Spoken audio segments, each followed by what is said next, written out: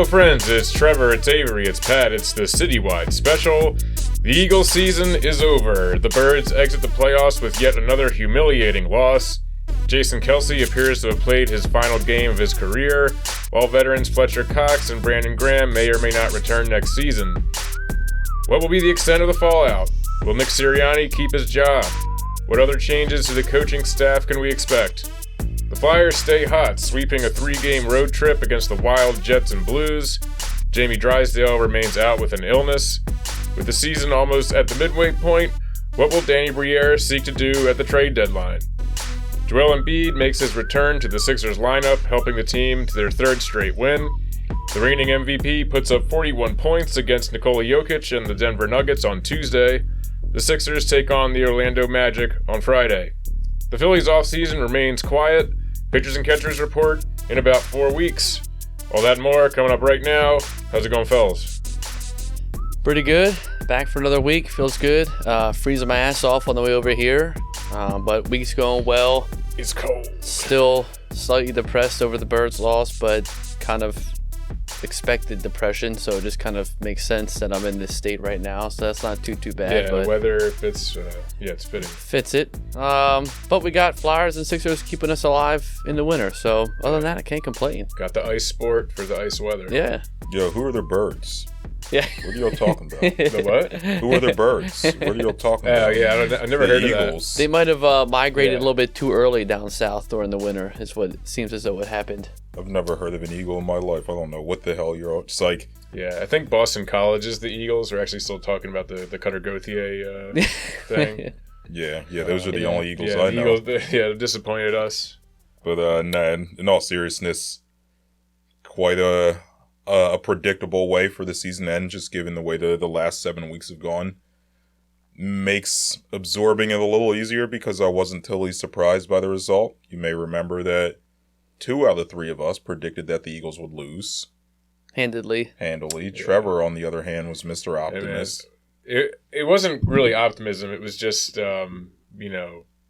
confident that they would torture us for one more week. But they seem to have set us all free from the misery of the season, finally. Yeah, they brought the season to a merciful end. I will not miss it. I'll get to have my Sundays back. Well, I'll still watch football, but I won't watch football with as much of a vested interest. Now you can just watch good football without the I'm stress. still going to gamble and bet, but I mean, I won't have to worry about the emotional ties to the team's performance so much as the financial aspect of it. Big time. So kind of looking forward to that. Looking forward to the ice melting.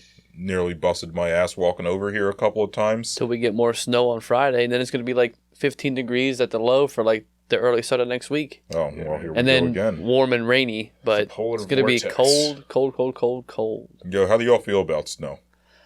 I like it when there's enough to like shut shit down. Like I remember we first moved down here in Southfield like a couple years ago, like right when like Becky and Mary moved in, maybe. So like Buffalo was really good. That was the same year that Buffalo had that crazy ass championship game against KC. Oh, I when it remember went to watching that at overtime. your house. Yeah, that was a okay, great year, and we got like maybe like 6 inches of snow, so it was enough to like people didn't know what to do. Like there was a lot of snow everywhere for a couple of days, and like we just got a couple of cases of beer, and like everyone just hung out outside and shoveled and chilled in the snow, and it was kind of fun. But when it's like this kind of snow where it's more ice, like it snows overnight and it looks nice and white, but then like it gets brown and nasty looking, you see all the pea marks and it's just icy. I don't like that snow. But like when it's enough to cripple a city for a couple of days, I'm into that. Yeah. Like Buffalo, that shit would be fun. Yeah. I mean, right now they're getting like 40 inches up Yeah. there. Jeez. Which is cool, for a month, and then like you leave it. But I hate when it's just cold for no reason. If it's gonna be cold out, bury me in snow. If it's gonna be cold and be dry and wet, fuck that. I don't want that. How can it be dry and wet? Well, I meant like when it's cold, 2 different days. When it's just like a dry, windy cold, misty with that. When it's like cold, not And it quite freeze- snow, but it's okay, just I like a get you. misty wet, but also like 35, 36, so can't quite freeze. Yeah. This is okay. It was nice to see it for a little bit, cover everything. Yeah. I think I like it when it's in the process of snowing. The aftermath is you get kind of sick of it pretty quick. But I did, because I went down to McCuskers for the game on Monday, so that was like a nice little stroll through the snow. That was kind of fun. Yeah, walking through the But, snow is top tier snow activity. Yeah, Oh, yeah. yeah. One of the great pleasures of winter. But Which we haven't had. I mean, it Yeah. was the most snow we had in, 2 years? Yeah, And it was only... this is like 2.5 inches. Yeah. Yeah, enough to... Which is funny because the week that everybody was like, oh my God, we're going to get hit with this crazy-ass winter storm, we got nothing. And no one on the news said anything about this, and we got like 3 inches or 2.5, whatever it is. It's highest paid guessers. That shit still boggles my mind. They get paid to do nothing. Yo, I remember, this is going back to the pandemic, but I remember you could bet on the weather. Hell yeah. We should bring that back, man. Hell I'm sure some sports bettors would be much better weather people than the weather people are. yeah. Definitely. Yeah, once you put some financial incentive into it, then people will start building their own analytic models and to predict the weather. And Amazon will be all over that shit. yeah. But yeah, I don't mind the snow. I'm a fan. What did you think of the for the Bills game? How they were offering people $20 an hour to come shovel snow in the middle of the night, pretty much. $20 an hour ain't bad. I mean, it's not. Yeah, I mean, Couple if hours, you got nothing else to do, Especially in Buffalo, New York, $20 an hour go a lot farther than it will in Philly. You That's get a case of Labatt's and like a large pie when you get done. Oh, you're chilling. Some wings. Yeah. They were having fun going down the chute oh yeah, and I saw the everything guy, too. the guy going shirtless going Yeah. down. Yo, if they ever little did that in snowshoe. Philly, since we all live walking distance, I would absolutely walk I over would there do and it. shovel some Sucks that snow. we didn't, finish a high enough seed where we could have been hosting that game on Monday, because that would have been really cool. But In the snow. in the A snow have a nice bowl snow game. Haven't had a snow game in Philly for a while. since Detroit. Yeah, that Yeah, epic game. legendary snow game. Was that game? That shit was awesome. Yeah.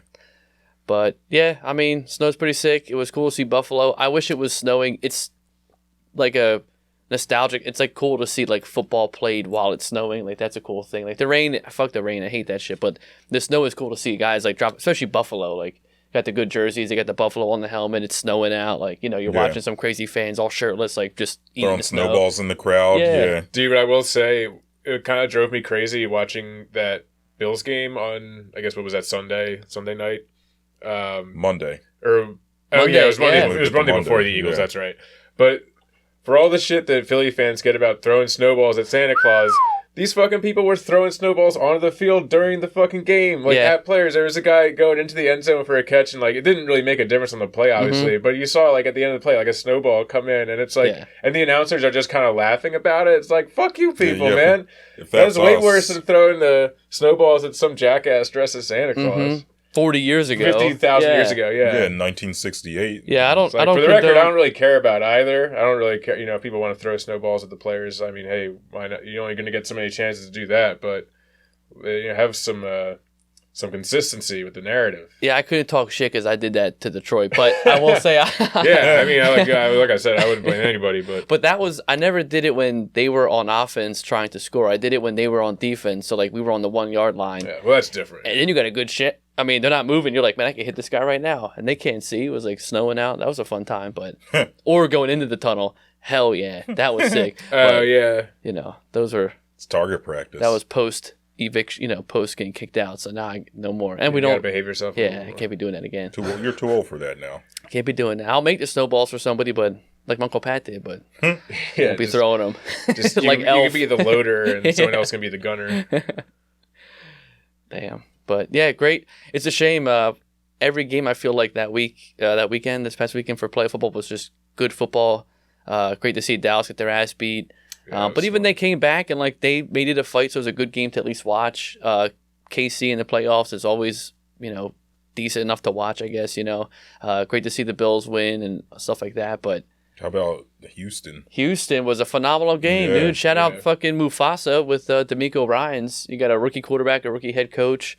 No one had any expectations at all. Colin Cowherd had the worst take ever of you can never build a franchise around fucking what's his name, the quarterback down there, CJ Stroud, and he phenomenal. So, Dude, how much are the Panthers kicking themselves right now? oh my god, My God! And I the mean, Bears have their pick maybe this Bryce year. Young could still turn out to be someone. Who knows? It's just like sometimes it takes people a little longer to develop and all that kind of stuff. But C.J. Stroud already looks like a fucking. they stud. also hit home though on like every draft pick that year. Yeah, Tank yeah. Dell's been killing it. Yeah, I mean, you got before he CJ got Stroud, hurt, Will yeah. Anderson's been killing it. Yeah. Like they have, and their other rookie receiver's been going nuts too. So like they picked up Dalton Schultz. He's been lights out for them as a tight end. I mean, they've been doing it right. Singletary's been looking pretty good too as a running back. So they got a pretty good young core there, and I'm happy that D'Amico Ryans is a very good head coach as well. I feel like he's still a big piece of that defense. Yeah, first year head coach. Yeah. Right. Yeah. But it's satisfying to see the Deshaun Watson trade work out so well for the Texans and be such a fucking disaster for the Browns. oh yeah, I mean, it did give us Joe Flacco for That's a few true. years, Yeah, though, that was which a fun- which was pretty cool to see. like lightning in a Yeah. bottle, fun to watch him ride that wave. So it was fun to watch. Like, I wasn't rooting against anybody for that game. I was like, if Joe Flacco wins, that's pretty sick. If CJ Stroud wins, like, that's a cool story. And they won. They fucking won that shit handily. But I will say Joe Flacco did throw like 4 touchdowns. So, 2 to him and 2 to Houston. So it was good to see him still pretty exactly. efficient that way.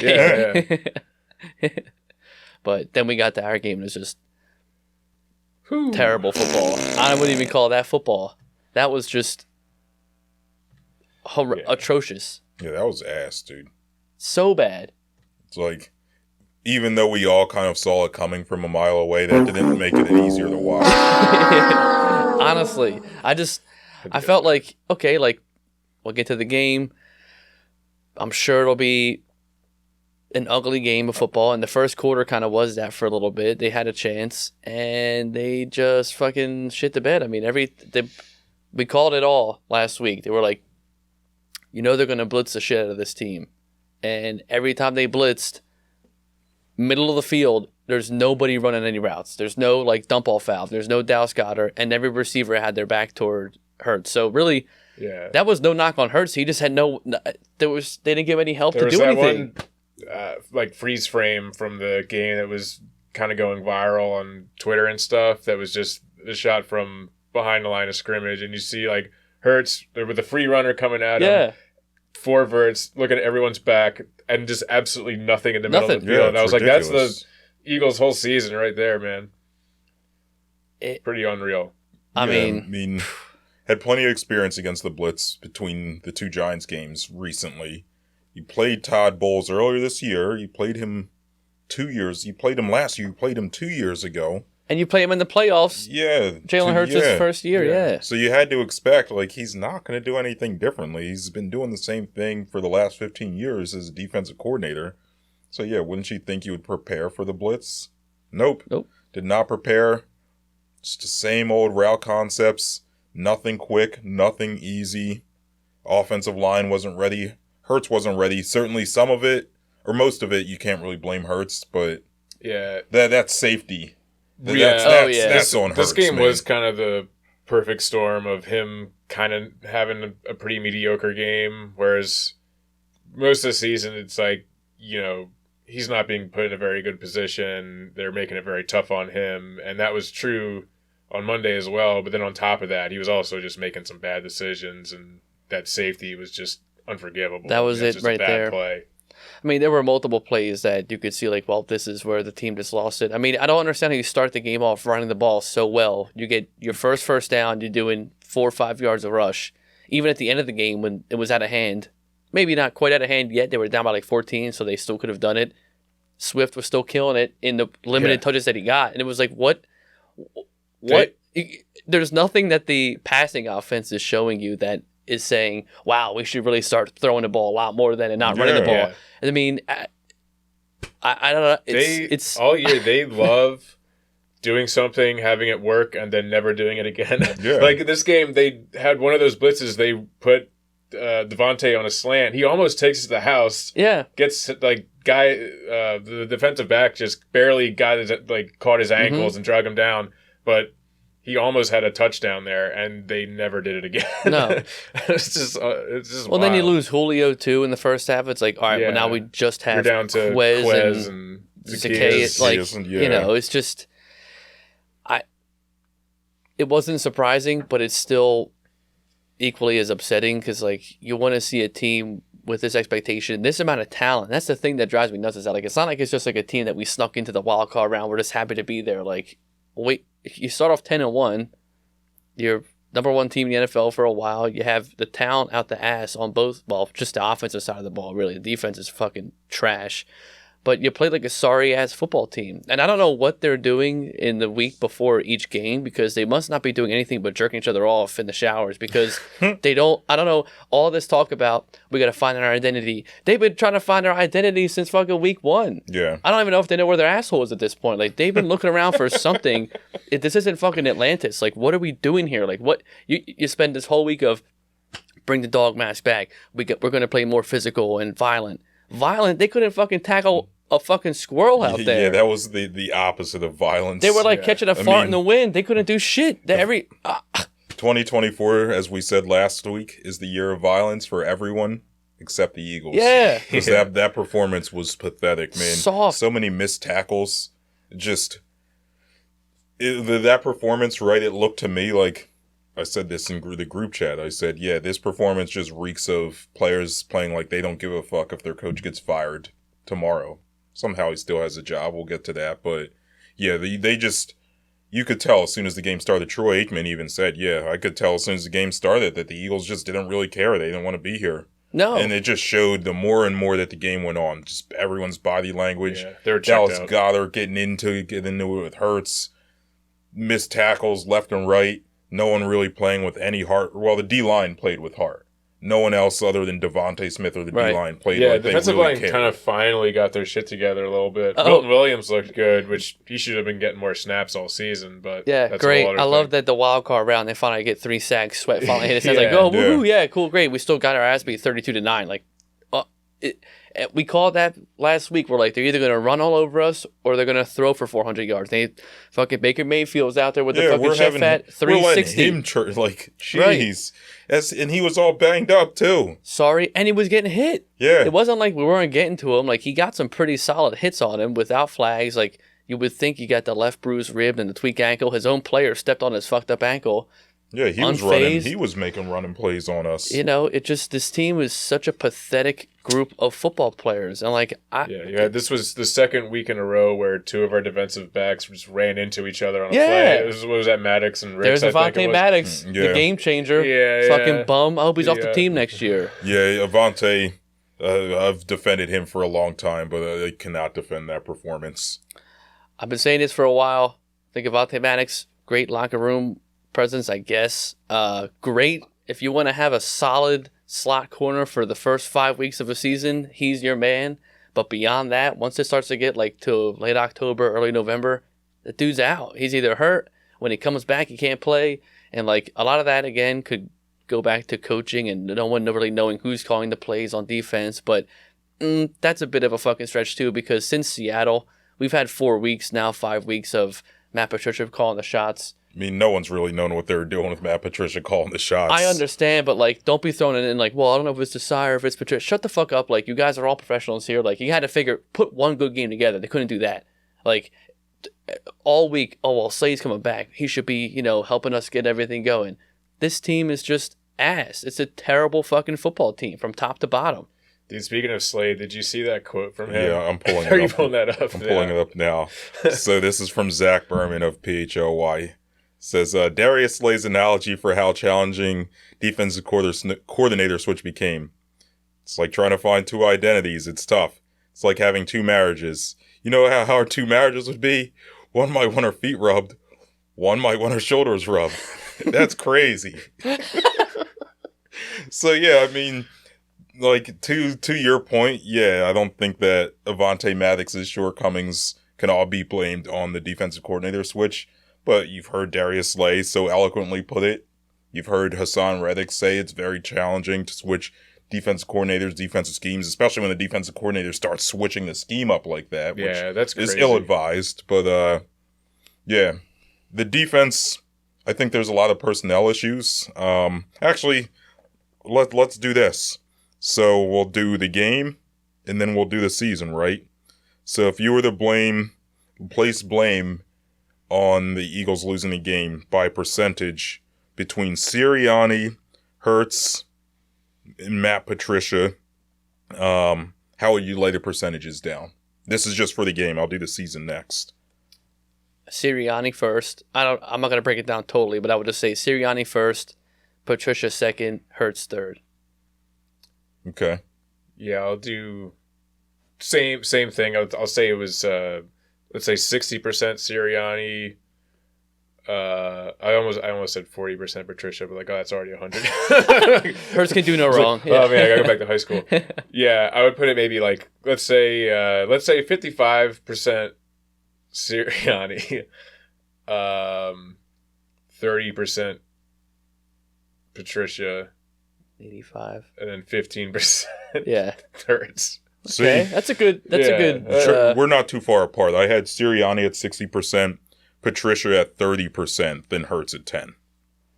I think that's a fair. I think percentage wise, we're all in agreement that Sirianni goes first, just because offensively, they just had no plan, and he's an offensive coach.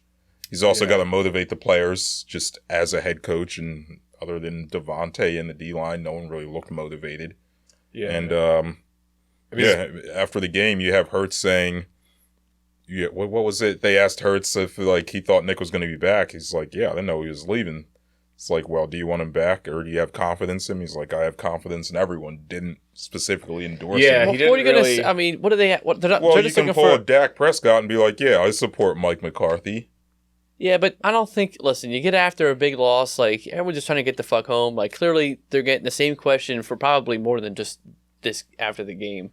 And I also think too that this was a bigger testament to how good of a head coach Dougie P is, because Nick Sirianni didn't face any adversity from a coaching standpoint. Yeah, they got into a slump and they couldn't win games and they played like shit. But everybody was healthy on the offensive side of the ball except AJ Brown for this game. But for the last 5 weeks, you've had the same fucking team the whole time, and you couldn't do anything different. You couldn't dumb it down to help it out. Maybe the little offense is too elaborate with the screenplay, so we have to do something different. Didn't do that. The defense, he couldn't step in and say, hey, this is weird. We're giving up 350 passing yards a game to Kyler Murray and Tommy fucking Cutlets and Tyler, whatever the fuck everybody else's name is that we played. That made everybody else look like an MVP caliber quarterback. He didn't step in at all. Like, that to me is why it's more to him. The blame is more on him. Yeah. And I think that, cool, you might have bad coordinators, but like, to our point last week, what the fuck does he do? If you just sit there and say... To our point in the summer. Yeah. Like, what exactly is then, who could else hold the more blame than Nick Sirianni? Yeah. Yeah. I mean, and even on the defensive side of the ball, obviously that's not Sirianni's main responsibility, but at some point, you're the head coach. You got to take a little bit of responsibility for what's going on there. Sure. You have to be able to recognize that what Patricia is doing, trying to implement a whole new system and a whole new scheme, was stupid, and you should that shouldn't have happened. You need to be able to talk to these guys and direct them a little bit. Well, that goes back to what we said when they first hired Patricia. The vibe between him and Sirianni, I just never thought that was going to work. Sirianni was probably, I don't want to mess with him. Yeah. You know what I mean? And Patricia's happy to just tinker and do his own thing, and just look where that's got him. It's gotten him. It won a couple Super Bowls under Bill Belichick and Tom Brady, but nothing on his own. Also, being a fucking defensive coordinator under Bill Belichick is so irrelevant because he's such a defensive coach. So, fuck, the three of us could be a defensive coordinator for him and be like, yeah, wow, we won a Super Bowl. Like, you didn't do shit. We didn't do anything. Like, Bill Belichick, what? I mean, this team gave off the most just bitch-ass energy the last 6 weeks. Inspirational quotes, ass. Every other savvy vet that we have, oh yeah, we're going to turn it around. No, the fuck you're not. Like, dude, I love Brandon Graham and Fletcher Cox and Jason Kelsey, but get a fucking grip. Yeah. You can't just speak it into existence at this point. Teams see it. They smell that you're fucking soft, and they just feast off of it. And they have. Every team we played was just going to town. They had no fight in this team whatsoever. Fucking Georgia Bulldogs, fucking like a little fucking Chihuahua. They've been doing shit like a bunch of little bitch asses out there. I'm not gonna lie, Carter looks slow. Nolan Smith had a couple of nice plays in this game. Cool. Again, they took where was he all season? Yeah, right. Yeah. Week 19, you show up and do some shit or whatever the fuck week it is, if you want to count that as a week of football. But this team is just soft. There's no fucking fight at all. No energy, no juice, nothing. Yeah. So yeah, I mean, we've talked about the game, who we blame the most for the team's shortcomings for the game. Now we'll do for the season with an added party, right? So for the season, choices are still Sirianni, still Matt Patricia / the defense. Still Hurts, but also throw in Howie and the personnel. So between 4 parties now instead of 3, how would you lay the blame? I'd still have to go. I don't fucking know. I'd still say like 35 Sirianni. I probably only give 10 if we're doing 4 for the whole season to Patricia because he didn't really time in until the later part of the season. So I'm at 45 right now. Probably say 30 Howie. And then 15 Hurts. It's probably, I don't know exactly how I'd split it up, but it'd probably be Sirianni, then I guess Patricia, or just like I guess a combination of Patricia and Desai, just the defense in general, and then Howie, and then Hurts. Yeah, so for me, right, I got Sirianni at 50%. Make sure I can read my own notes right. I have Howie / the defensive personnel, really personnel in general, at 25. Mm-hmm. I have Hurts 15. Yeah, Matt Patricia, Sean Desai at 10. Because the way I look at it is Sirianni, we've already talked about. I have a couple quotes here that I guess I can read in a second. But my issue is with Howie and the defensive personnel is he brought back Bradbury and Slay. You know what I'm saying? 2 corners over 30. Slay gets hurt and misses the end of the year when we could have used those games, right? Mm-hmm. If we could have won 1 or 2 of those games, we're probably the 2 seed and probably still playing right now. Right. You bring back Bradbury, which... don't even get me started, man. Good Lord. My man looks like he should be in a walker right now. Jesus Christ. You don't do anything about linebacker, as I said a few episodes ago. Right. The defensive philosophy needs to change from the top, and Howie's a part of that. And you rely on just drafting Georgia guys, which is great. It's great to draft from the SEC. But you got to realize there's good players in the Big 12, you know what I'm saying? There's still good players in the Pac-12. We haven't had the best luck with them, but there are some good players there. And, yeah, just the personnel just was not ideal. Then, obviously, like we said with Hurts, a lot of the coaching really just failed him. Certainly there are some things that he could have done better, but overall the coaching just let him down. And actually, like I was saying, I got a quote or two. This is from Jason Kelce today at exit interviews with the players and the media. He said, oh, don't tell me I don't have this. Oh, yeah, here we go. So Jason Kelce said last summer that defense has spent the offseason. This is from Zach Berman as well. Defense has spent the offseason studying the Eagles' offense and how to defend them. How did that turn out? Here's Kelce's quote. It's not like it was one thing. I think everybody kind of had their flavor of ways to do it. Obviously, the last 2 weeks, the flavor has been to really overload pressure. 0 pressure. Really stack the boxes. And it's worked. I think we'd love to have more opportunity to get those things corrected because I think we can get that fixed. But again, like San Fran just rushed forward and played soft zone.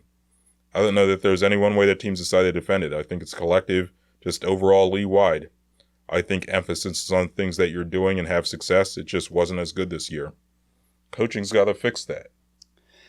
Yeah, it gives me like flashbacks to when they used to send VHS tapes or DVDs, whatever it was, to McNabb for film, and they would put Disney movies in there and be like, all right, well, here's like the thing coming up for the next team. And be like, did you see? He's like, oh man, yeah, great scheme. Like, I see the defense, like, we're going to be good to go. They're like, bitch, like, we didn't even put any film on that shit. There's a movie in there. Like, he just didn't look at film. I do remember that. Yeah. And I feel like Nick Sirianni is giving off that energy where, like, he, as the head coach, it's fine if the coordinators are doing shit that isn't working, and you know it worked for 11 weeks, we're 10-1, so you let it slide. It's like that one kid in class that you think as a teacher, like, okay, wow, this kid's a genius, but then you're not really paying attention that, wow, well, they're doing pretty good even though they're not really the best student usually. Like, something must be up, but you let it slide.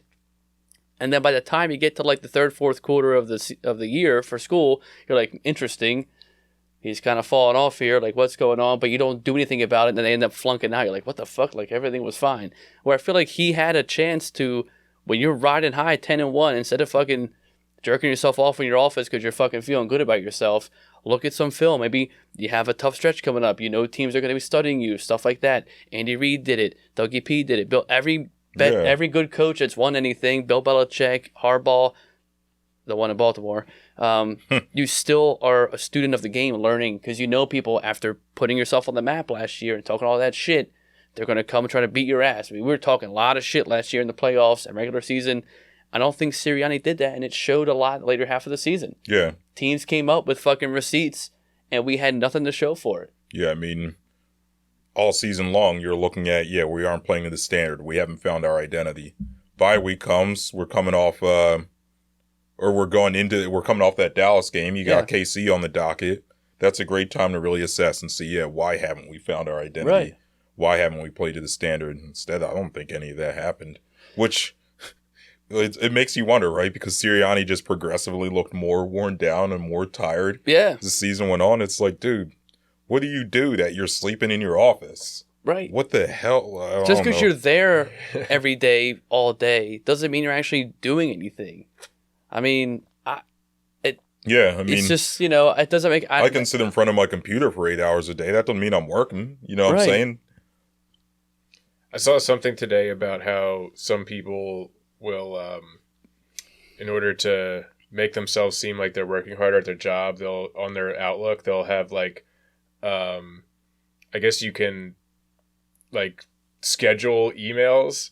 So you'll schedule some emails to go out like a half hour or whatever after you normally clock out. It seems like you're staying late. Trevor's staying up late doing work. And so it's I don't know, maybe Sirianni's got he's figured out some kind of loophole, make himself And he got exposed. I mean, it just, I've never seen a team not, they literally, I haven't seen a team, especially this good on talent and offense, to be like, we're going to make a change or find our identity. You can't just, it doesn't just click one day, 15 weeks into football, we're going to be aggressive now. No, that shit happens in training camp. Shit. Yeah, you get that shit in the beginning of the season. And, but that's my take on Sirianni. I think the Howie Roseman piece is big too this year, where last year, we still had 5 weeks left or 6 weeks left. We were 10-1 again, or 10-2, whatever we were. And he went out there and got Ndamukong Suh and Linval Joseph, got these big dudes up front to help with the run game.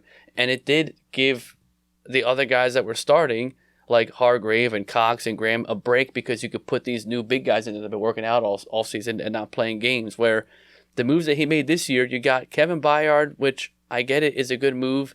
It would have been a better move to pick him up in the offseason, like a Malcolm Jenkins, to learn it, to be the commanding general of that safety secondary. Mm-hmm. You throw a guy in a volatile position like that, the way that this secondary had been playing, it was doomed to fail. Doomed to fail. Yeah. And you bring in Shaq Leonard, which was great to steal from Dallas, I guess, but in hindsight, didn't pay off. Let them have him. I mean, it didn't make any sense. So those moves, I like the draft moves still. They're a young, immature core up front, so I'm not going to put too much blame on them yet. Let them, next year is their big tell year. If they can really have a nice full off season, get some rest. Hopefully they get in shape, cut a couple LBs, and see what they can do. But the late season moves this season from Howie were a little bit just soft compared to the previous years. It just seemed like the fact that Linval Joseph and Ndamukong Suh worked out so well last year sort of gave them some false confidence to just be able to do the same thing this year. And it's you're not always going to be able to pick up some veterans on the scrap heap and have them be big contributors. We got kind of lucky that it worked out that way last year. Yeah, it was more a Golden Tate than it was a J.J. Yeah, big time. I mean? Yeah, so... The thought was there, which I like. I love a late season, right end of the free agency move or whatever it is, the trade deadline. I love that we still have a play in there to get draft picks and shit like that. But it also has to make sense on paper. You can't throw just a 30-plus-year-old safety in there and expect him to be an all-pro for the last 6 weeks. It doesn't make sense that way. Where defensive lining kind of, you could... Ndamukong Suh doesn't need to learn to fucking scheme. You're not relying on speed. Right. Either. They know what they're doing. You know what they're doing. And that I would have loved to have him back anyway, because it would have helped out the run game or something. And it would have given the defensive line, you could have had a better rotation. Right. Because these guys were tired by the end of the year until the final game when they showed up. But whatever. So guess we're all in agreement that Howie deserves a hefty amount of blame. Yeah, I mean, the good thing is varying percentages and degrees. Yeah. But yeah. I mean, I'm certainly not calling for the guy's head. No, I He's think still, right. No, I wouldn't say that. Yeah. I mean, his season starts now. Now's when Howie's season starts, because he has a lot to work with. I think he cut a lot of the fat off. I think, you got to just let go of half that receiving core, let go of every running back in the room except for Swift. I love Boston Scott and all that, but cut everybody. Swift's a free agent. I know, but I'm saying if you got to bring back anybody, you cut. You're telling me you don't want to bring back Rashad Penny? It breaks my heart, but I don't know if he's going to come back Hey or man, not. a penny saved is a penny earned. I just think you cut everybody except Swift. Re-sign his ass. I don't hate Julio Jones for cheap. I'm not gonna lie. He's too old. Over Quez and Zacchaeus. If you get her back on a veteran thing, go get a You can younger probably find receiver. someone. You can find someone else to. they're saying throw we're screen gonna passes draft. to. They're saying we're gonna draft the receiver in the first round. Yeah. I wouldn't do that, Did you see but- that stat that came out about the Eagles' screen passes this season? 69. It was we like they ran. had one of the highest rates of screen passes, and over the course of the season, netted negative 27 yards. What? We ran Yeah. it 69 times.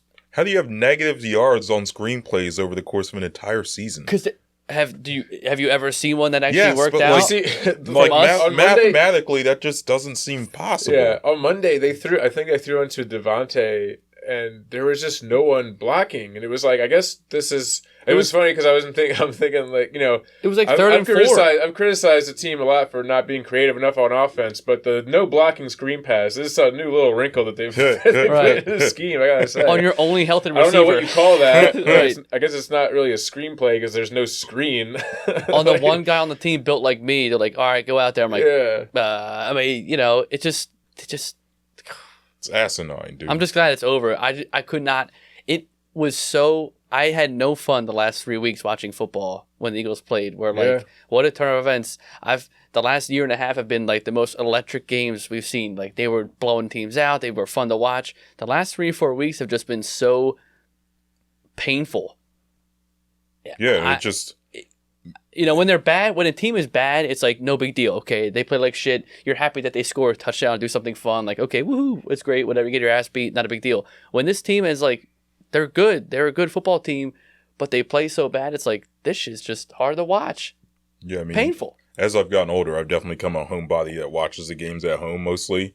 Like I like to have some beers. Yeah. You know what I'm saying? These last 3 weeks, or I guess the last two, the one game Trevor and I watched at McCuskers. But the last 2 weeks watching the games, I drank one beer and was like, yeah, I don't even want to drink anymore. This It's not game has worth just it. sucked the excitement Yeah. out of me. I'm gonna go downstairs and exercise. Yeah. And, I'm gonna go make dinner. I'm or gonna meditate. clean the house, I guess. yeah. I'm It's just not gonna exciting. It's not fun. It's not energetic. It's just they don't care. Why should I? I'm not caring about this shit then. Yeah, I was half tempted to just start binge eating a gallon of ice cream watching that game Monday. Sell I the didn't. I didn't. Sell the team. Did you though? A little bit. No, I didn't. I did not. I didn't want to have to deal with that stomach curdling in the morning. Dairy does that to me in my older age. You start to Damn. develop not an intolerance to lactose, but certainly an annoyance. That's not the correct term, but my body doesn't like ice cream like it used to. I think I made I made brownies on Monday. Yeah, never mind. I like a brownie. Oh wait, no, yeah, the game was I made brownies Monday. Yeah, That's it, yeah. some brownie ice cream. Mm. Brownies, and I bought vanilla ice cream. Yeah, so when it came out nice and hot, put a little. All right, hold up. Favorite ice cream? Oof. Favorite. Oh, I love, and this could be. Well, it's probably between two, but my favorite I will say is mint chocolate chip. But it's got to be the green kind. Okay. You get mint I'm chocolate partial chip. to a mint chocolate chip. You can get I mint like, chocolate chip with the white. I like mint. the white or the green. The green for some reason just tastes better. I don't know if it's a visual thing because you assume like mint with green, yeah. but I love mint chocolate chip. That's a good choice. Yeah. I would say mint chocolate chips is probably my top 5. We don't got to do top 5s, just your top. Trevor, what you got? I'm a cookies and cream guy. Mm. Love a cookies and cream, Okay. like Oreo cookies and cream. Oh yeah, That stuff's great. that shit rocks too. See, I'm a chocolate chip cookie dough. I like Ooh, the dough's cookies nice. before they're cooked. Yeah. Taking my chances, Yeah, barking yeah. up the salmonella tree. You know what I'm saying? Is that true though? I don't think so. I don't think so I've been either. eating cookie dough ice cream since I was 6. I've been eating cookie dough. I love cookie dough. Yeah, when you're making cookies and Yeah. you just eat the Sneak a little leftover bit dough. too. You gotta Yep. eat the batter. Yes, sir. Oh, come on now. But I yeah. mean, I don't buy into that shit. Salmonella's fake. No, I'm kidding. Yeah, but It's the chocolate chip damn, cookie dough. it's a damn liberal Yeah. nanny state I government. put that cookie dough in my gas trying to stove. make me, yeah. I'm turning the gas stove on, eating cookie dough, shooting off illegal fireworks in my backyard. Ripping a shot of Fireball mid cook. I'm like, this is great. Yeah, dude. Damn, no, I love ice cream. Just rocks. Yeah, I hate that I can't eat it like I used to. Yeah. If I went home right now after a couple beers, had a couple scoops of ice cream, ooh, tomorrow morning would be rough, man. See, it's nice. I'll So be with the gassy. brownie's hot. You just Ugh. put like one little dollop of like vanilla ice cream on top of that, so it gets a little soft. Oh, Yeah, what baby. about pumpkin pie with ice cream though? Y'all do that? I prefer. Not a pumpkin pie. I like pumpkin. Oh, I like really? What's your okay? pie. We're talking Yeah, pies now we're talking pies. Oh, I'm ready. I love an apple. Okay, Mm-hmm. it can never go wrong with an Classic apple. apple pie. My favorite is pecan, or like Pecan. or like a shoe, Interesting. or a shoe fly pie. I like it real thick and molassesy. Okay, Yeah, okay, I can respect that. I like that. See, man, I like a sweet potato pie.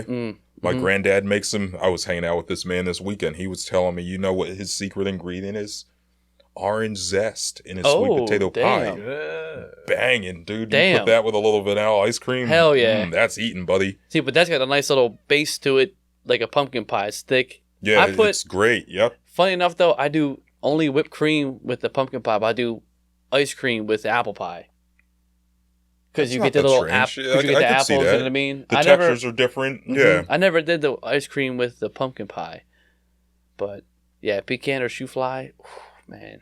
I I do love like that. a pecan pie. Oh, But all right, yeah, I just had to get that out there. That was probably more enjoyable than talking about the Eagles for the last I'm 25 hungry as Yeah, shit. yeah, Yeah. yeah, Well, it's well- nice to end it on a sweet note. About to go to Yeah. walk Well- up to 7-Eleven after this, get some Ben and Jerry, get some fish food. Man. Yeah, yo, you can get the tasty cake little Yeah. pies. Yep, I've done that before. Or a little yeah. eclair. Yeah, Mhm. you'll be eating good tonight. Yeah, gotta get some hot dogs. So Mm. I did eat a lot of hot dogs. Yeah, I saw that. You had 4 hot dogs and like a pound of roasted potatoes. Yeah, I made too many You're a heathen, potatoes. dude. You're going to hell for that. I was eating those potatoes like for the rest of the night. I was like, I'm not gonna. I just like had them like sitting on the table in front of me while I'm watching shit on TV and just like picking up for the rest of the Oh night. my I god. was just like, I know I'm gonna get hungry at some point before I go to bed, so I'm not gonna like put these potatoes in the fridge or something. I'm just gonna leave them out. And Potatoes are like that though. I did They're have good to for like days. I did have Yeah. to like zap them at one point. Just put them in the mic for like Yeah, you put a little salt and pepper on it. Could be good. You put a little egg.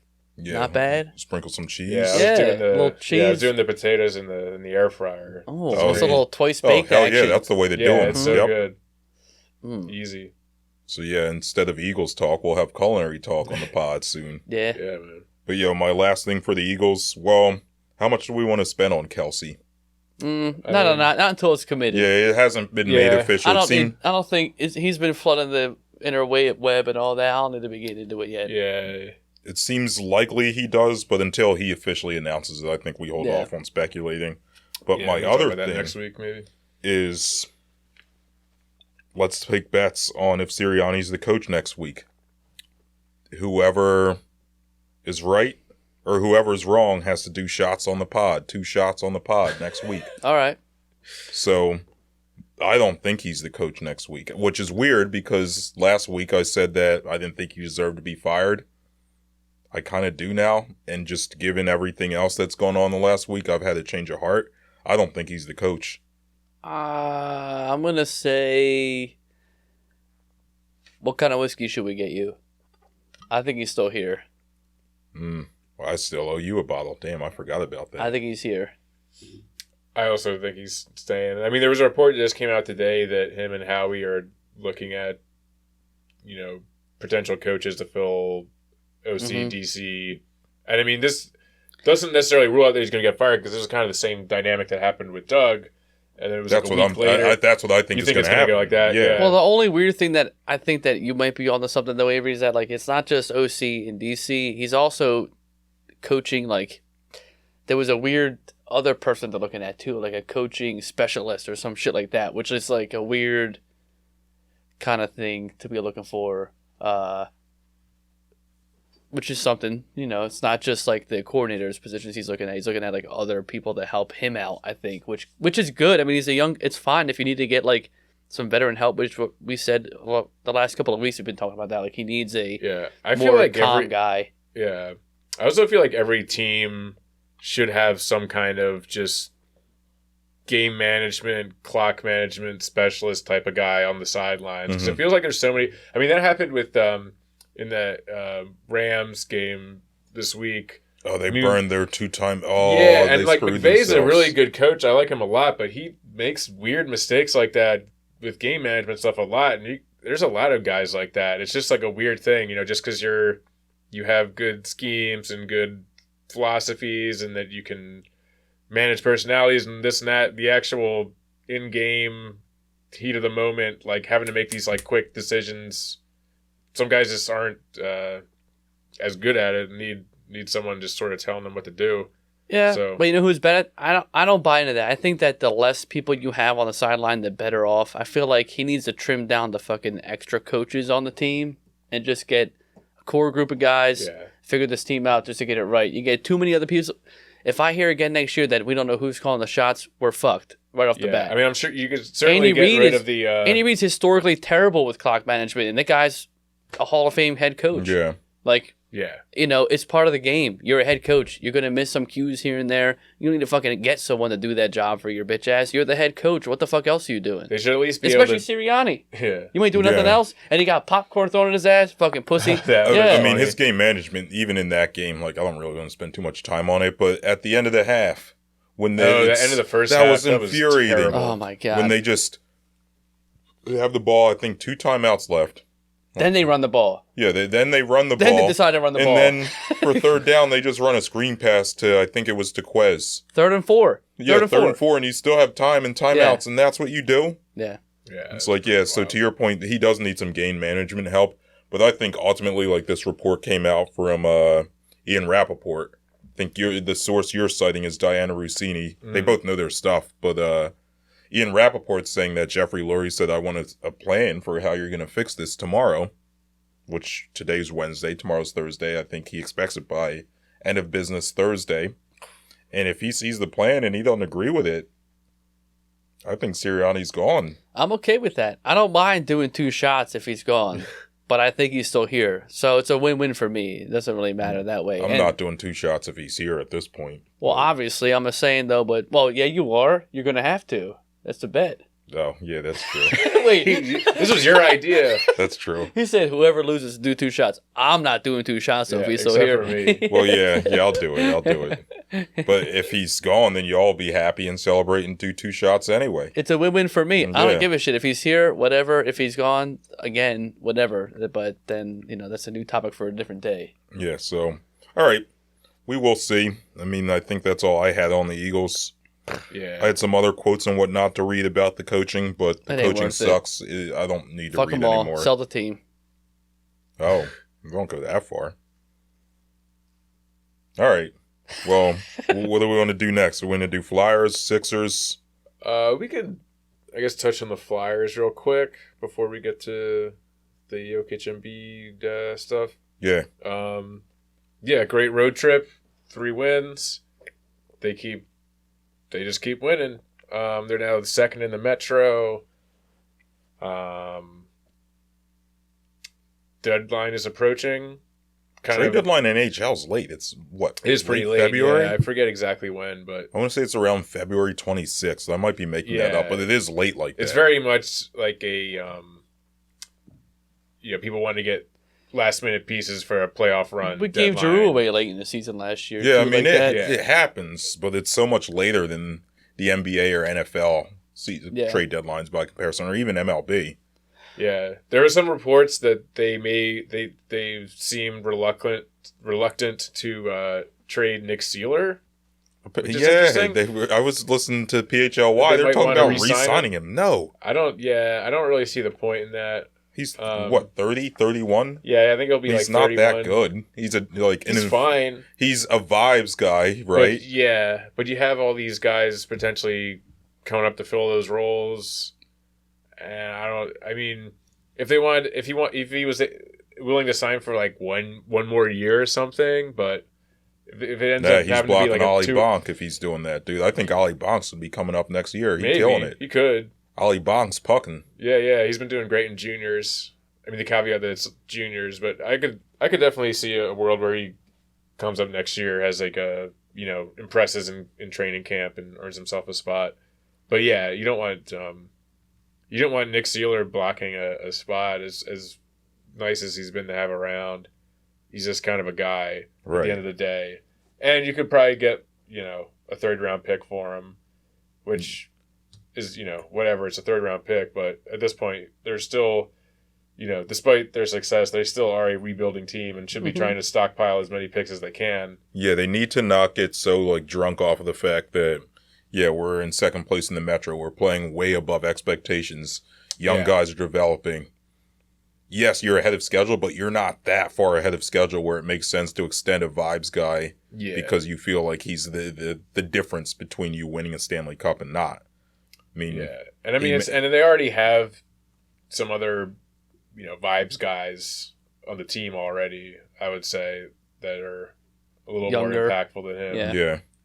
So I'm hoping that they go ahead and trade him. It seems like a foregone conclusion that they are going to trade Walker, which also makes sense. We saw that coming a while ago. He's also slowed down considerably. Yeah, expiring contract.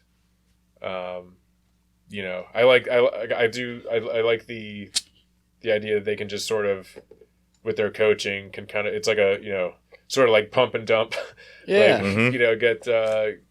Crank up these guys' stats, make them look pretty nice with Tortorella's system, and get a pick or two for him. That's the way to do a rebuild. Yeah, that's how you do it. Make the old guys look good, ship them out for a little trade capital.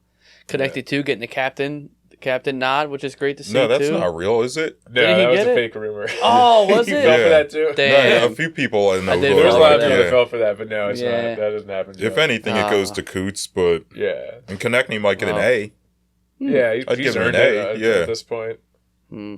I don't know who else has the A's right now. I guess it's Couturier and Lawton. Yeah, because there is no captain. Has a captainless team ever won the Stanley Cup? Has a rebuilding team ever won the Stanley? Well, that'd be a good little move right there. We will see. Yeah. But the other big thing is the goalie situation. Yeah, I want to talk about this, man. This is Matt, you might be onto something. You might be excited about this. Well, let me get me started here now. Sam Erson's been pucking, man. In that Winnipeg game, granted, I only watched the first period and a half or so, but he was playing his ass off against the Jets. Coming into that game, had not lost a game at home. They had won 8 in a row. What's the other thing? Oh, the Flyers on the second half of a back-to-back. Couturier was out with a minor injury. Drysdale was out with whatever, the flu, COVID, RSV. The mask disease. The dog mask disease, the DMD. The dirty dog mask disease. But, and they shut them out 2-0. Urson had a couple really strong saves. I know probably the first or second pod of the Flyers season, I said he's not an NHL goalie. I am firmly eating my words, man. He's playing his ass off. Looks good. Big time. So, we looking at a goalie controversy here. A little bit. I'm not completely ready to say, this guy is a legit number one goalie just yet, because it's still a pretty small sample size, and he did have some pretty rough games earlier. But I mean, fucking Carter Hart's a bitch, dog. Fuck that shit. You can't deny he looks great.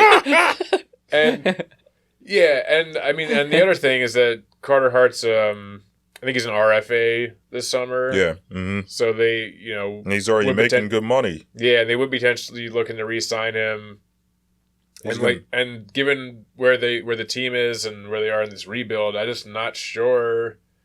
As much as I do like Carter Hart, I think he's a fine goalie. I just don't know if it's the wisest thing to give him a significant raise, give him term. So here's the deal, or you want to go? Nah, that's it. I just think I've been on the fucking, ever since this offseason about trading all this shit. I was ready to ditch his ass fucking before the season even started. So, I don't really care a whole lot. I'm not invested in Carter Hart. You know what I mean? I think that let his bitch ass go off into the wind and get a little free agency deal and all that shit. But, I just think he's kind of a pussy at this point. That's all. But you aren't. See, I won't completely disagree with you, right? Because the thing you kind of see with Hart is he'll let up a soft goal, and then it just snowballs into before you know it, he's giving up 4 or 5 goals. Urson lets up a soft goal, and he bounces right back, dude. He's pretty brolic in that regard. Yeah, brolic I would not use to describe Carter Hart. Swedish. Yeah, Urson's just that big Swedish boy, dude. Exactly. But the other thing is, like when we talk about the money aspect of it, Hart this year, his last year before he becomes a restricted free agent, is making $4 million. You know his agent's only going to want more. He's going to want more. Oh yeah, it's going to be at least like 6. Yeah, they were looking at 6-7 million. He's good. Yeah. I don't know if he's that good. No. And I mean, look at who the goalies have been on the last few, Stanley Cup winning teams. I mean, with the Lightning, obviously, like Vasilevsky's like really good. He's like an elite goaltender. But I mean, Kemper. I don't know. Darcy Kemper, Binnington. Yeah, I couldn't remember his name. Yeah. I mean, even going back to 2010, Antti Niemi. Dude, we made it there with Michael Leighton. Yeah, you know what I'm saying. And especially considering you have this really solid defensive system in place that is focused on shot suppression, blocking shots. That's not to say that you don't need like a good goaltender, But it helps. but you don't need to have like a pristine goalie then. Yeah. you can like it's just maybe not where you want to invest that much cap space Right. in a cap league. Also, the name Carter Hart. You want that to be your goalie?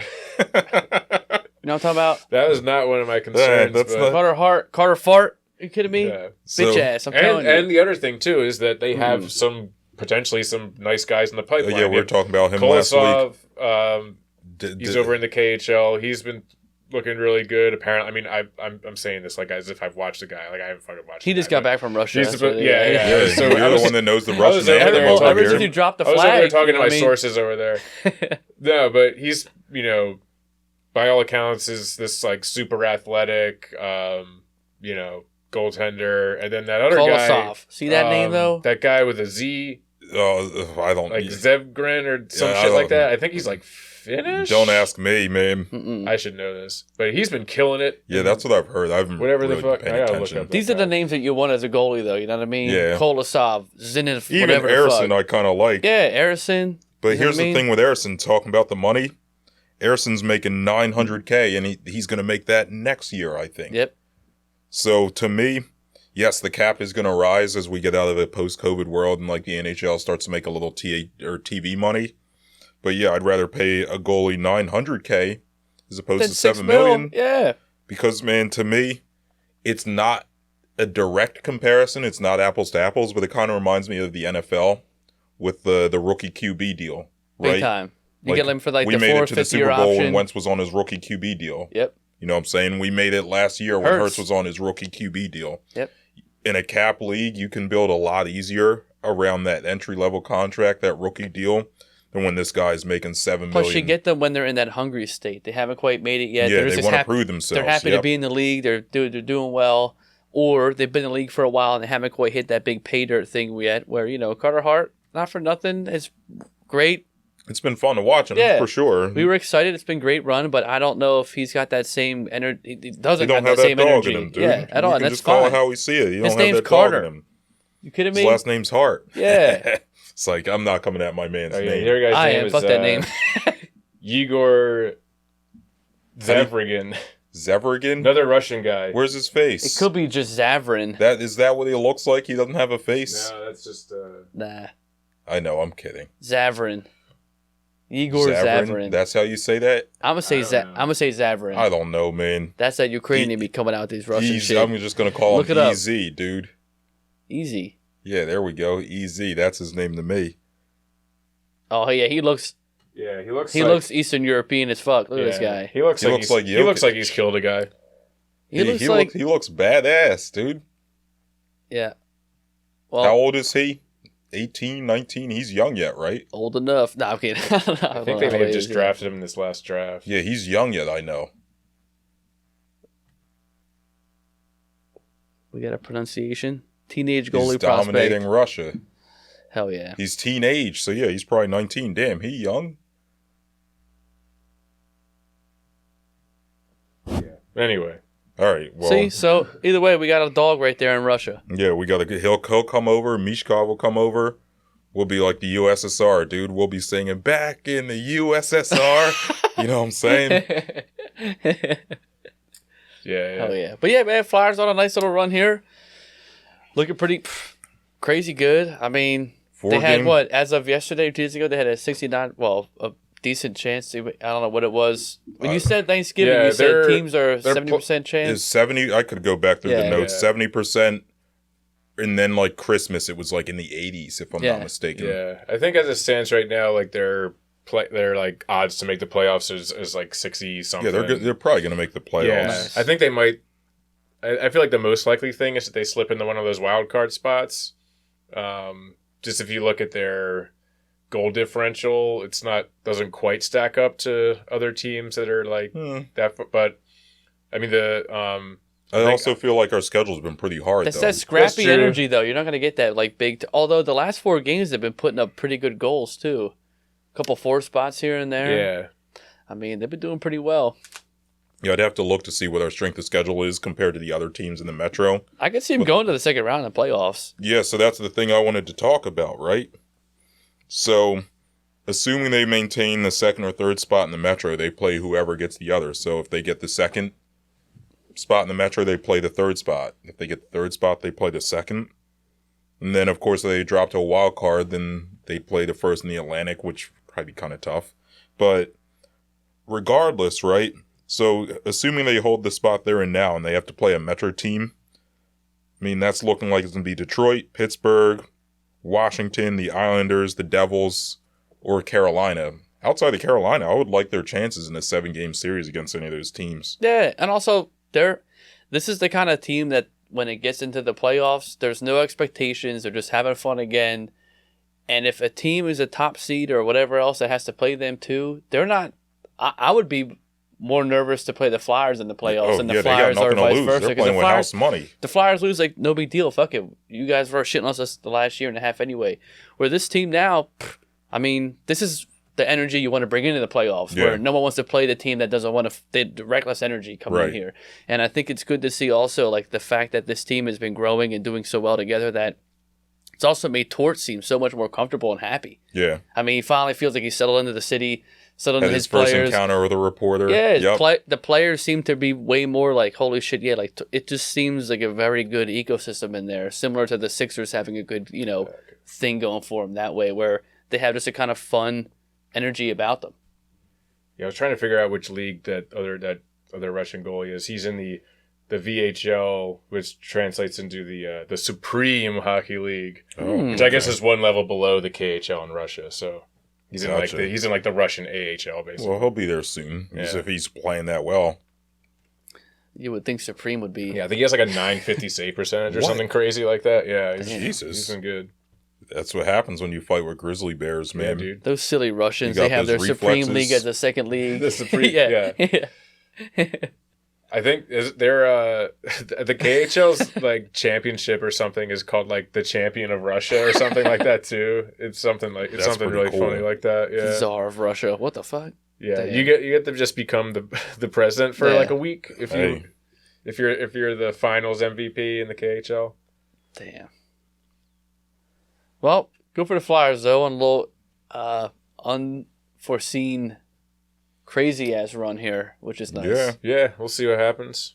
I called this from the get-go. I said that they were going to surprise people, and I said they'd fight for a playoff spot, but I didn't think they were going to make it. Hence, the 6 shots of bananas bet. It's looking more and more after every game like that's probably going to be a thing.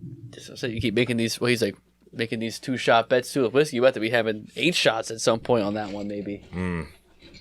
6 is my max. 6 is a lot, dude. Ugh. Well, anyway, I don't want to dread this any more than I already am.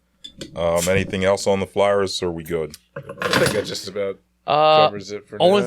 thing I got about the Flyers, I forget what game it was, but Craig, did you see that? Our buddy Craig? Craig. What happened? Our buddy Craig was at the Flyers game. yeah, we know Oh, Craig. yeah, We knows but- Craig. Oh, yeah. He played ping pong with Gritty at the Flyers game. What? He had a. Did he win? I don't know no, I think Gritty beat him, but Really, I He- feel like wearing that suit would make it kind of hard to play. it was hard to tell Ping because the pong. video was like cut off the board, so I couldn't tell if they were hitting the board or not every now and then. But he had the seats right in like the Gritty pit right there. Oh, I the guess chaos pulled, corner. Yeah, he got pulled in to go play ping pong. So shout out Craig for That's what's playing up. Gritty. Yeah, Yeah, shout out Oh, Craig. that shit was sick. Craig's a good dude. Yeah. I can't end on that. That's all I had. That's my only Flyers bit. I just Word. thought about that. All right. So we move on to the Sixers. So this tweet, I posted on our Instagram today. I thought this was hilarious, man. So this tweet was posted this morning from this dude, Mike Meach of the Fightins. You remember the Fightins? Oh, yeah. I remember the Fightins. At Meach Classic Phillies blog. From back like in the day. the early 2010s, late 2000s. Yeah, that's many moons ago. But anyway, so obviously Embiid returned, right? Came back against the Rockets, put up a casual 41-10, but then Sixers beat the Nuggets. This tweet goes out, right? This city cracks me up. We just had one of the most demoralizing football seasons in history, and less than 24 hours later, everyone on Twitter is talking shit about beating the defending NBA champs at home in January. 2 crying, laughing emojis. I'm just like, damn. If that doesn't capture the essence of the city right there, man. You gotta turn the page quick. Yeah. That was just like. You gotta move on. It's great to have Embiid back. Yeah. Yeah. Also, the city we're so used to just being demoralized that like, all right, well, we'll go back onto the next winning thing real quick. On to the next team Just that will surely crushingly disappoint us in the spring. We'll see. Maybe not. Maybe not. Maybe this is but they look good. Embiid looks great coming back. Last night against Jokic, he looked good. Had shot 3 from 6 from 3. Took 3. Yeah, he was 6 3-point attempts. Killing it. He wasn't shy from 3. Yeah.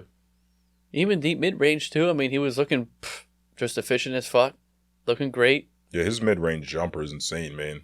Yeah. Like, I was looking at the stats this morning after last night's game. He actually shot higher from 2 points last year. He shot like 54.8%. This year, he's only at 53.7%.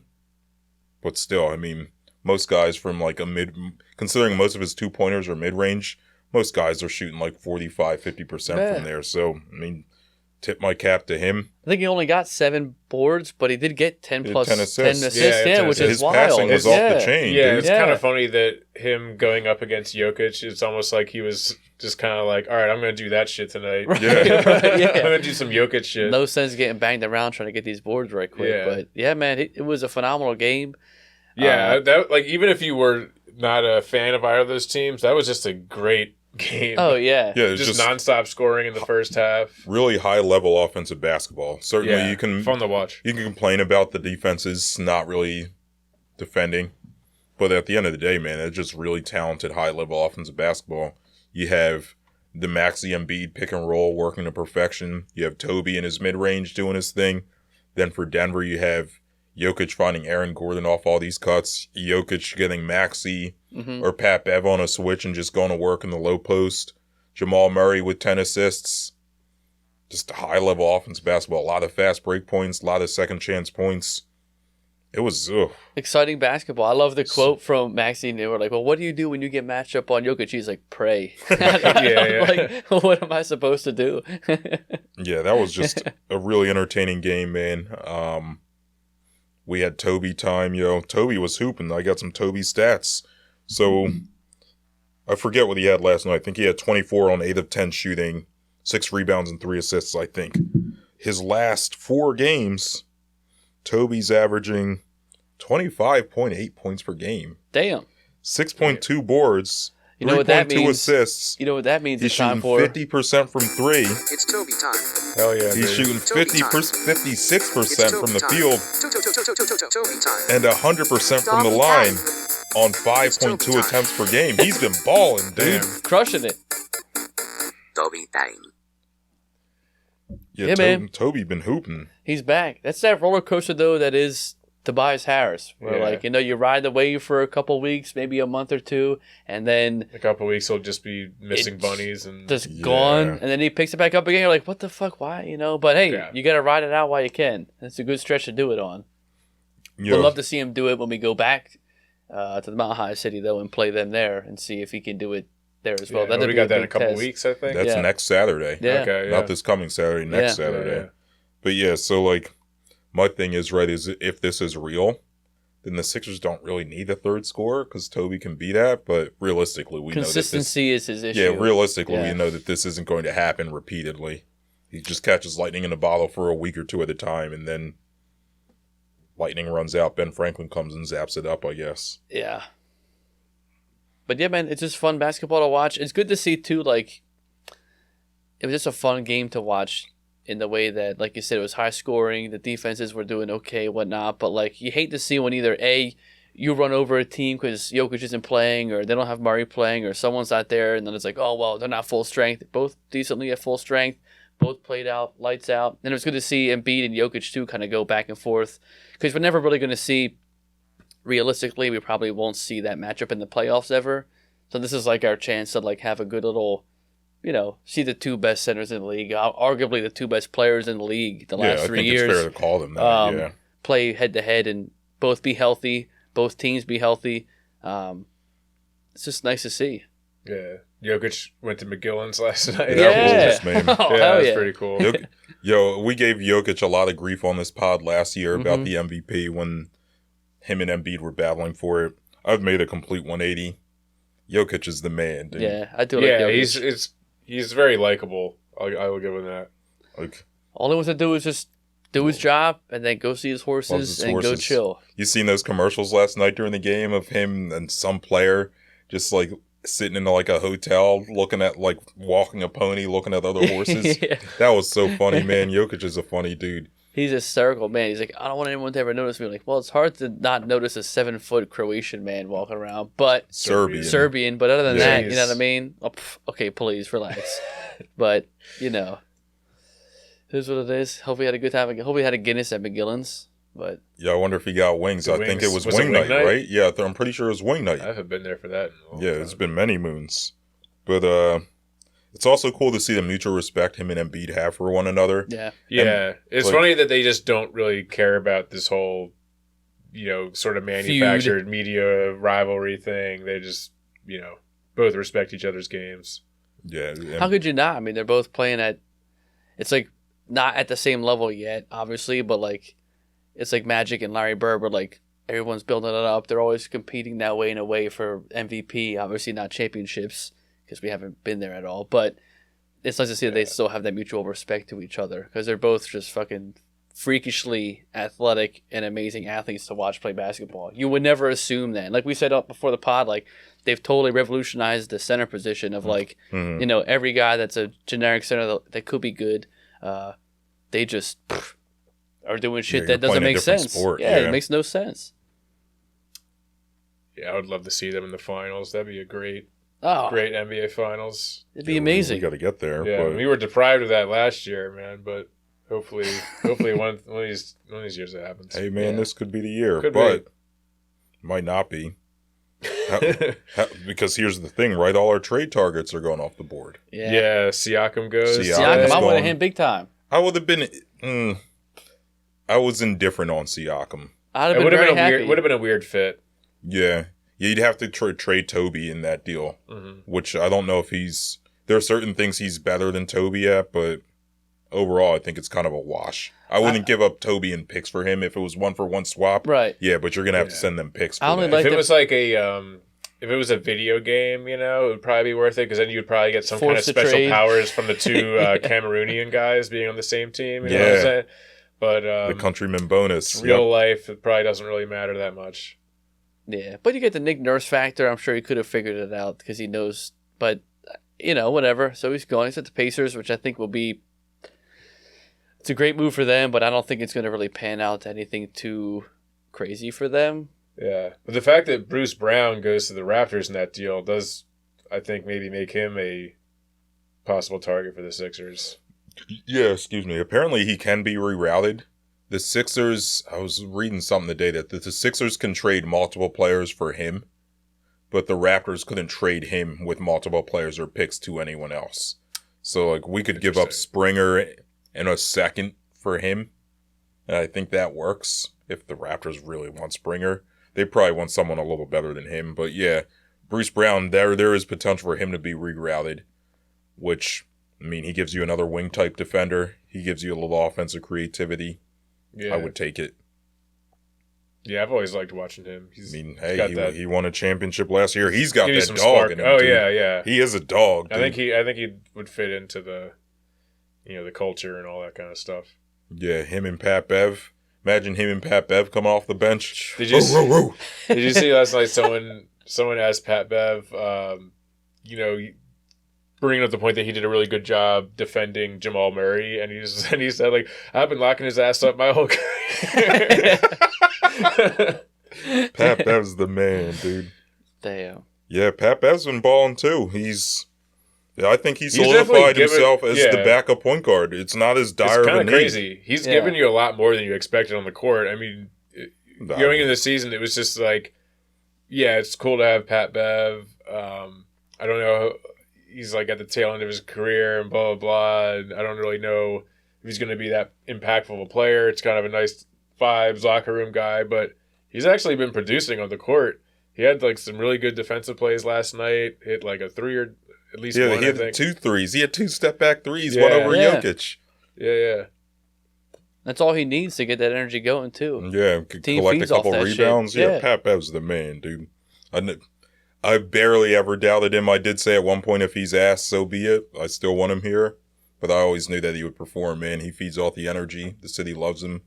You seen on his pod, he was like, yeah, if I get traded, and then the other dude was like, yeah, the city will riot. The crime rate will skyrocket in this city. Yeah. True story, man. It's true. Yeah. I haven't gotten a Sixers jersey since I peed on my Ben Simmons jersey, but I probably am going to get a Pat Bev jersey here pretty That's a shortly. good one to get. That's a real good one to get. Damn. But yeah, as far as the playoffs go, we'll see. I mean, for me, I'm still Team Scary Terry. We play Scary Terry on Saturday night. We play Charlotte. Maybe they'll Get a chirp to him a first-hand little look bit. at him. Yeah. Be like, dude, come over. But anyway, I also think that there is a good chance they sit tight. Yeah, they might just wait till the offseason. They have all this ammunition to use then. And apparently, I was listening to the Hoops Collective, Brian Rinhorst, and it was Bobby Marks of ESPN, who's like their ESPN's cap guy. He knows the CBA like the back of his hand. And he said if the Sixers wait and don't trade any picks, then come the offseason when the draft hits, they'll be able to trade 2 draft picks, and they could trade up to 5 picks. So even if free agency looks kind of ass, you know there's going to be some star that's disgruntled in the offseason. It's like, oh, I want to leave. Which Yeah. makes Sixers will be sense. able to though. trade 5 picks and probably some capital, some players for him. So I think, barring anything unforeseen, I kind of think that they'll sit tight, and I don't think it's a bad idea. If you can trade 5 picks for someone that's pissed off versus trade 2 for someone that could only be a rental or might not be a great fit, I mean, I say go for it with Nick Nurse. He's probably going to give you a lift over Doc Rivers. Milwaukee, as we were watching today before we started recording, Mm-hmm. looks kind of mediocre. I shouldn't say that. They look good, but they don't look as good as they're supposed to be. Yeah.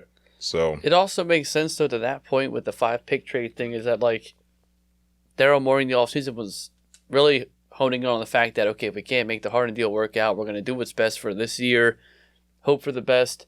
But next year, we promised Embiid to bring in some extra help and use that capital, whether it's draft capital or whatever, to bring in somebody. So, I mean, it wouldn't surprise me if they do just hang tight or make like a very minor move. Mhm. If they were to do anything, like, you're not going to break the bank, you're not going to break the draft picks, you're going to bring in someone that could just help out off the bench or whatever. Not going to mess up this starting 5 vibe. But that goes hand in hand with what Morey said before the season started. He was like, we're going to focus on next year is a big year for us offseason wise. We still have Embiid for a little bit. He's still in his prime. Maxi's coming into his own. Like, that's our chance to really hit home on everything. So that would, it would make sense with what he said before the season started. yeah, I mean, first year with Nick Nurse. Figure after See what he's got to do. Yeah. No one expected him to come out here and do very well like he's doing right now. Yeah. Still holding down He the was third dealt a seed. pretty rough Yeah, hand we had the same initially, spot, 3rd seed last year with fucking Doc in his 4th year, whatever it was here. Like, for Come on, guys. yeah. But you also think that Nick Nurse of Joe Mazzulla, Adrian Griffin, who Stephen A. Smith was saying should be fired already, and Nick Nurse. Nick Nurse is by far the best coach, which in a 7-game series I think is going to make a difference. Big time. Yeah, I'm a big fan of Nick Nurse. I like him. I like that pickup. Yeah, so feeling pretty good about the Sixers. I know last week I was saying, yeah, they could just as easily finish 4th, so they could second. Still probably, or that's still certainly the case, but realistically, I think that they're better than any of the teams that are behind them. I don't think that's groundbreaking news, but Yeah, I think they're pretty clearly in a different tier than the Cavs and Knicks and Cavs are on their ass, that. though, I will say. Yeah, Cavs have been hooping. Yeah. And that's without Mobley's Yeah. kind of. I shouldn't say he's and ass. Darius Garland. Yeah. Yeah. Yeah, But Mobley's Mitchell's not been a fucking cooking right now. Mobley's not a great fit with that team, but hey, as much as I want to move to Cleveland, we're not a Cavs podcast. No. Yeah. Although you could buy a 3-bedroom, two bath garage driveway house in Cleveland, $250,000. Yeah. In Philly, you know what that buys you? A studio. They got some nice-ass Yeah. homes out there. Cleveland's Old, alright, like, dude. Victorian-style homes, too, with, like, a big-ass Right? fireplace, You got a too. big porch, There's you know what I'm fire- saying? There's some that have fireplaces in the sir. bedroom. Yes, sir. Wood-burning fireplace. That shit's romantic. Yeah. Yo, Cleveland's all right. You got Yeah. Lake Erie right there. Lake Erie's nice. Well, it gets cold and depressing, And and then- people get weird out in the wintertime, I mean, but it's the cold houses and are nice. depressing outside here, too. Yeah, it's Yeah. true. All you gotta do is you gotta watch Joe Flacco get his ass kicked by the Texans in the playoffs. Yeah, Cleveland doesn't. Yeah, I guess the sports scene in Cleveland, you got who? Ohio State. Well, not Columbus is I'm far, kidding. dude. I'm playing. You got You got the Guardians. I almost said the Indians. got pardon Browns. me. The Browns, they're okay, and you got the Cavs. So we just talked about. Browns, the Cavs, the Guardians. Yeah. And they, Like, their Columbus closest would be the hockey closest team hockey is. team, right? Or is it ooh, even? It might be Pittsburgh. Ugh. Dude, well, no, I'm kidding. Now Pittsburgh and Cleveland are only like an hour and a half. Ugh. No, Yeah. I'm not. Oof.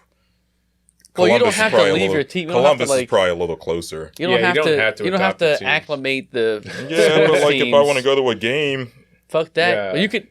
I think that Become it's, like a super casual. it's not fan even of the same local conference. You could just wear a brown shirt and call it a day. true. They got those like military or like Yeah, military appreciation Yeah, you night. can I wear can that- rock a military appreciation jersey. like a Connor Barwin or like an old like Eagles cheap one That's just true. to go. No one would ever know.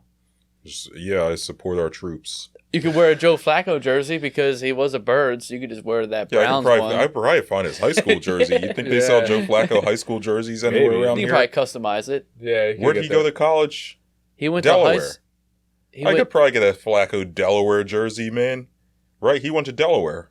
the He went to like high the school Blue Hens. in Audubon, and he played for the Blue Hens. The Blue Hens. Yeah, I could get a Flacco. You know, Blue there's Hens only jersey. 4. Is it right? What's the thing? There's only 4 colleges that have, like a female mascot, some shit like that. Delaware. Yeah, I guess a hen. There's yeah. there's less yeah. than 5 or something like What that. are the others? I I don't know if it used to be a good trivia. I don't know it right now off the top of my head. But yeah, there's not that many, which makes it tough. Well, shout out to the Blue Hens, man. Yeah. I don't got it on me now, so I ain't gonna give you the answers here. All good. That'll be for the next one. Yeah. Well, I think that'll just about do it for us here tonight, everybody. Please leave us a 5-star rating and review wherever you get your podcasts. Give us a subscribe on YouTube. Follow on Twitter, TikTok, Instagram. Send us an email at citywidepod@gmail.com. And from all of us here at the Citywide, good morning, good afternoon, good night. Peace. See ya.